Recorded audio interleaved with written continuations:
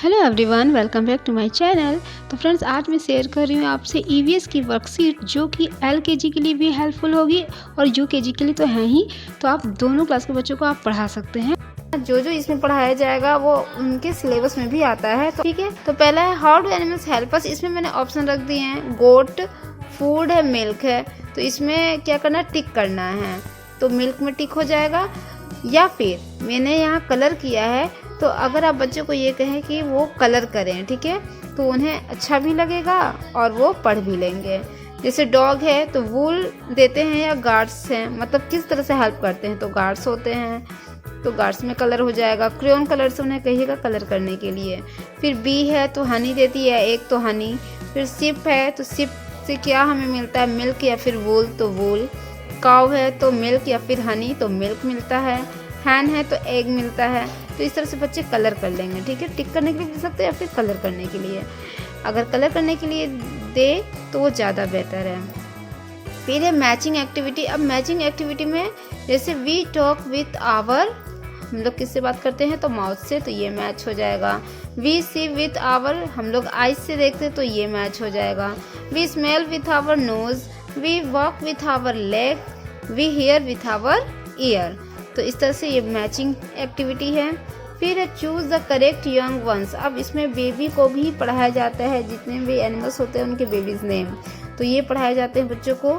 तो इस तरह से मैंने यहाँ पर ऑप्शन रख दिया है और आप इस तरह से ऑप्शन रख देना और फिर उन्हें फिल करने के लिए दे देना। जैसे गोट का होता है किड, काउ का होता है काफ और कैट का होता है किटन, जो कि बच्चे चूज करके याद कराना है, चूज करके उन्हें लिखना है।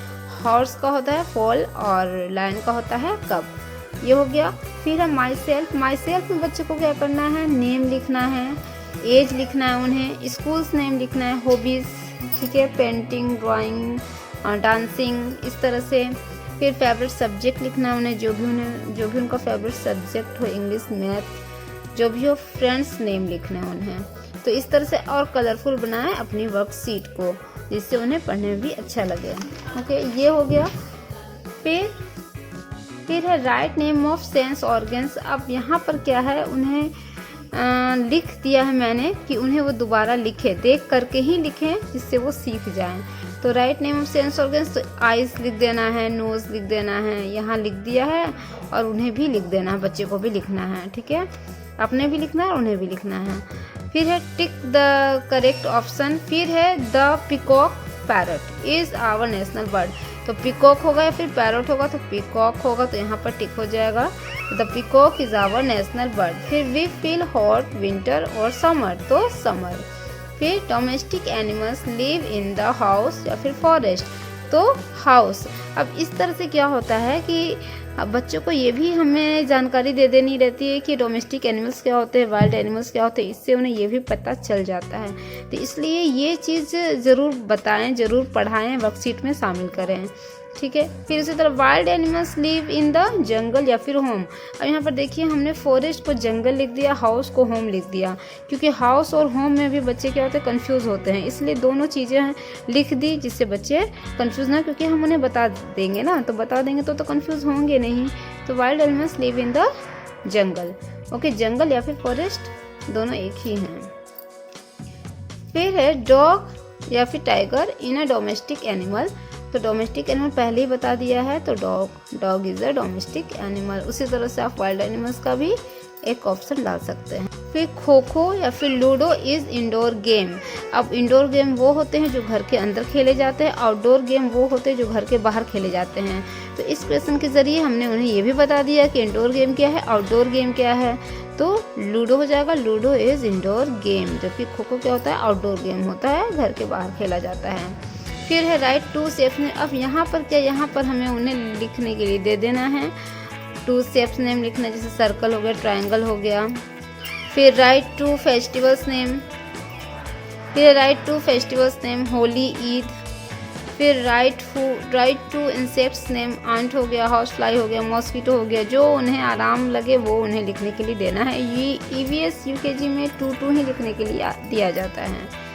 फिर है राइट टू व्हीकल्स नेम, बस, कार, ट्रेन, बाइक, जो भी हो, ठीक है, जो भी हो लिखें। जी, बच्चों को ये भी दिया जाता है, जैसे व्हाट एनिमल्स ईट, ठीक है। तो इसमें एलिफेंट्स जो है एनिमल्स वो क्या खाते हैं, तो आप इसे बच्चों को मैचिंग के थ्रू दीजिए जिससे वो अच्छे से समझ पाएँ। जैसे एलिफेंट का शुगर केन होता है, शुगर केन खाते हैं वो। रैबिट जो है वो कैरेट, रैबिट का कैरेट हो जाएगा। डॉग का हो जाएगा बोन, लायन का मीट MEAT है। रेड का हो जाएगा चीज़, मंकी का बनाना। इस तरह से आप मैचिंग के थ्रू उन्हें समझाइए कि एनिमल्स क्या खाते हैं। ओके, अब इस तरह पिक्चर्स बना करके भी आप दे सकते हैं, उन्हें समझा सकते हैं। जैसे ये है शुगर केन की पिक्चर, तो शुगर केन की पिक्चर एलिफेंट से मैच होगी।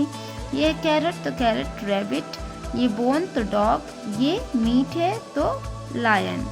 ओके, तो इस तरह से आप बच्चों को ये मैचिंग के थ्रू आप समझा सकते हैं कि एनिमल्स जो है वो क्या खाते हैं। अब देखिए इसमें मैं सीज़न की बात करती हूँ। सीज़न बच्चों को कैसे समझा सकते हैं कि कौन से सीज़न में क्या यूज़ किया जाता है।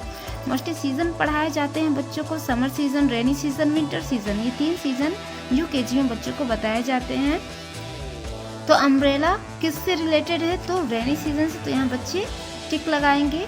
रेनी सीज़न, हालांकि समर में भी यूज़ होता है अम्ब्रेला का, लेकिन फिर भी मोस्टली रेनी सीज़न में ही यूज़ किया जाता है, तो ये रेनी सीज़न हो जाएगा।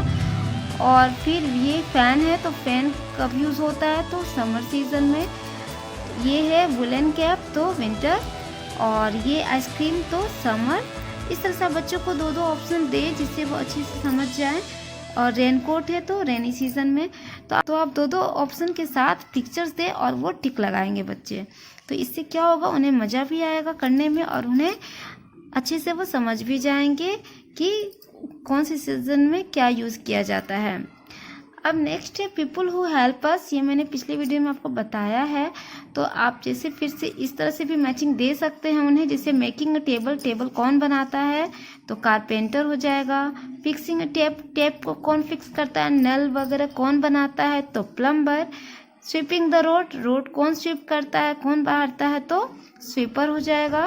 फिर working in a field, field में कौन काम करता है, तो फार्मर। रिपेयरिंग ए कार, कार कौन रिपेयर करता है, तो मैकेनिक। और बिल्डिंग ए वॉल, वॉल कौन बनाता है, तो मेसन। इस तरह से आप बच्चों को ये मैचिंग के थ्रू भी आप समझा सकते हैं।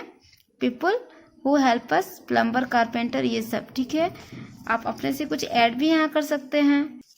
अब है आपको match the animal with what it gives us. ठीक है, एनिमल्स हमें क्या देते हैं, जैसे इसे भी मैंने मैचिंग के थ्रू ही बच्चों को मैच करना है। इसमें भी अब काऊ है तो क्या देती है, तो मिल्क। इसमें मैंने पिक्चर्स भी बना दिए हैं, तो आप एक वर्कशीट में इस तरह से बना के दें, एक वर्कशीट में केवल पिक्चर्स दें। ओके, तो उनका रिवीजन होता जाएगा इस तरह से, तो बच्चे अच्छे से समझ पाएंगे। तो काऊ मिल्क, शिप वूल, हैन एग, गोट मीट, और हनी बी हनी। तो ये हो जाएगा। आपको इस तरह से बच्चों को आप समझा सकते हैं कि कौन से एनिमल्स हमें क्या देते हैं। हाँ, ये हो गया आपका। फिर नेक्स्ट है आपको कि हम बता सकते हैं कि कौन से प्लांट के क्या पार्ट होते हैं। ठीक है, ये हमें इस तरह से पहले ड्राइंग कर देनी है, उसके बाद फिर बच्चों को बताना है। जैसे ये फ्लावर हो गया, ये लीफ हो गया। ओके, पत्ते बना देने हैं हमें। फिर फ्रूट्स बना देने हैं, तो ये फ्रूट है। स्टेम है, इसे स्टेम कहते हैं। और ये हो गया रूट्स, ये पूरा जो हो गया वो रूट्स कहलाता है। तो ये 5 मेन पार्ट्स होते हैं किसी भी ट्री या प्लांट के। तो ये हमें बच्चों को समझाना है। तो इस तरह से आप बताएंगे ये आते हैं। ओके, फिर लिविंग थिंग्स भी इसमें UKG में बच्चों को समझाया जाता है कि लिविंग थिंग्स क्या होते हैं। जैसे जिसमें ब्रीथ कर पाते हैं, जो मूव कर पाते हैं, जो ग्रो कर पाते हैं, वो लिविंग थिंग्स कहलाते हैं। लेकिन जब किसी में ग्रो नहीं हो पाता है, मूव नहीं कर पाते हैं, ब्रीथ नहीं कर पाते, तो वो नॉन लिविंग थिंग्स में आते हैं। मतलब वो सांस नहीं ले पाते हैं, ठीक है, ब्रीथ नहीं कर पाते, मूव नहीं कर पाते, चल फिर नहीं पाते हैं। ओके, ग्रो नहीं होता है उनका, तो वो नॉन लिविंग थिंग्स में आते हैं।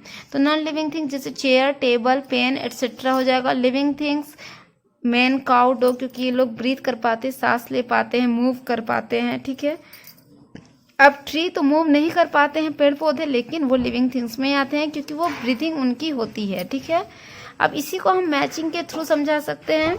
जैसे मंकी, डॉग, ये सब मैंने दे दिया, और living things, non living things यहाँ लिख दिया।